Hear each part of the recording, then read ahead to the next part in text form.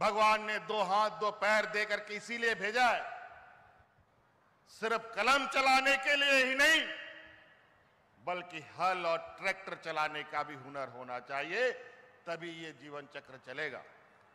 कब तक सीमित लोग ही व्यापार करेगा? क्यों नहीं इस राज्य का हर एक व्यक्ति व्यापार करेगा? क्यों नहीं हर एक नौजवान अपने अंदर में 5 से 10 लोगों को नौकरी दे सकता है, रोजगार दे सकता है? आप ट्रैक्टर लीजिए, स्कॉर्पियो लीजिए, बोलेरो लीजिए, टेम्पो लीजिए, कुछ भी लीजिए। कई नौजवान जैसे अपना होटल चलाना चाहता है, रेस्टोरेंट चलाना चाहता है, कोई राशन दुकान चलाना चाहता है, कोई सैलून चलाना कोई बाल काटने जानता होगा, जो हमारे ठाकुर भाई है, बेचारा पैसा नहीं है तो दूसरे के यहां मजदूरी करना पड़ता है। उन सबको मदद पहुंचाने के लिए सरकार ने दरवाजा आपके लिए खोल रखा। इसलिए आप सभी यहां उपस्थित जितने भी लाभुक हैं और जितने भी आने वाला समय में आपको लाभ पहुंचना है, उन सबों से आग्रह होगा कि आप लोगों तक इन बातों को पहुंचाइए। हमारी सरकारी व्यवस्था 20 वर्षों से इसका बेचारा वो हाल कर रखा है, इनको भी हाँकते हाँकते हम लोगों का हप नहीं निकलने लगता है। लेकिन इन लोगों ने भी चलना प्रारंभ कर दिया है, ये लोग भी अब हिलने डुलने लग गए हैं, इसलिए आप लोग को भी हिलना डुलना होगा। अगर आप लोग नहीं हिलेंगे डुलेंगे तो ये योजना धरा का ही धरा रहेगा। और इसका जो हमारा उद्देश्य है, अब कब तक हम लोग बाजार दूसरे के हाथों में छोड़ के रखेंगे? कब तक सीमित लोग ही व्यापार करेगा? क्यों नहीं इस राज्य का हर एक व्यक्ति व्यापार करेगा? क्यों नहीं हर एक नौजवान अपने अंदर में 5 से 10 लोगों को नौकरी दे सकता है, रोजगार दे सकता है? क्या बाजार में जो बैठा है वही लोग रोजगार करेगा क्या? हमारा गांव देहात का लोग रोजगार नहीं कर सकता है क्या?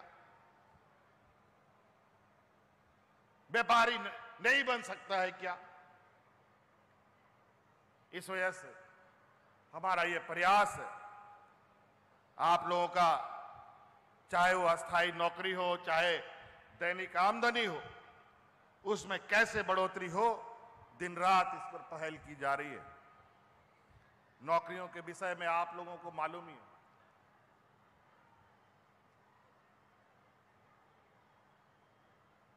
हम लोग दिन रात नौकरी के प्रति गंभीर हैं, लेकिन नौकरी जब तक नहीं, कई और योजनाएं भी हम लोगों ने चला रखी।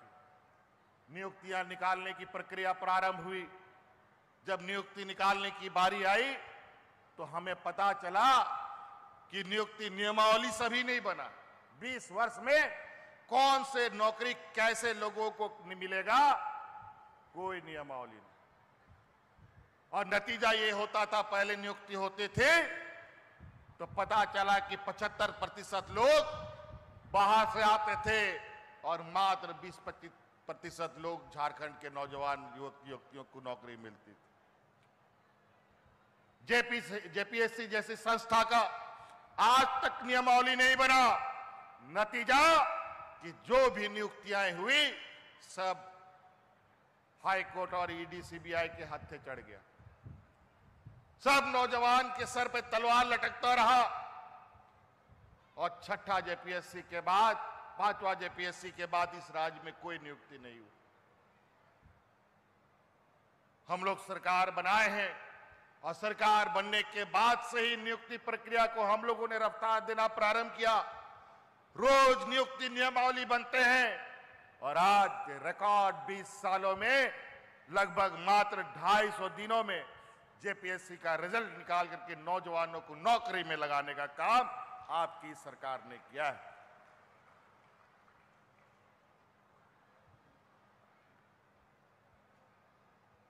और अभी ये चीजें और भी तेजी से आगे बढ़ेंगी और जो रोजगार करना चाहते हैं रोजगार की दिशा में आगे जाए और जो नौकरी की दिशा में जाना चाहते हैं आप नौकरी की दिशा में भी जा सकते हैं। लेकिन नौकरी भी सीमित होती है। लेकिन जीने के तरीके की संभावनाएं असीम होती हैं। भगवान ने 2 हाथ 2 पैर देकर के इसीलिए भेजा है, सिर्फ कलम चलाने के लिए ही नहीं, बल्कि हल और ट्रैक्टर चलाने का भी हुनर होना चाहिए, तभी ये जीवन चक्र चलेगा। इसलिए साथी, कई सारी चीजें हैं